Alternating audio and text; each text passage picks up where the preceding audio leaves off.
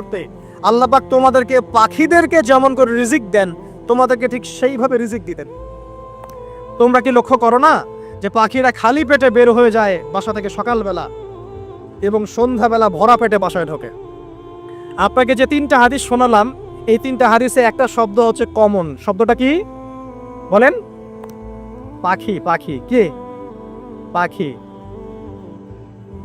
আল্লাহ রাব্বুল আলামিন পাখিদের কাছ থেকে আমাদেরকে শিখতে বলছেন এবং বলছেন যে পাখিদের মনটা হয় খুব নরম, খুব সফট এবং তারা আল্লাহর প্রতি তাওয়াক্কুল করে পূর্ণ মাত্রায়।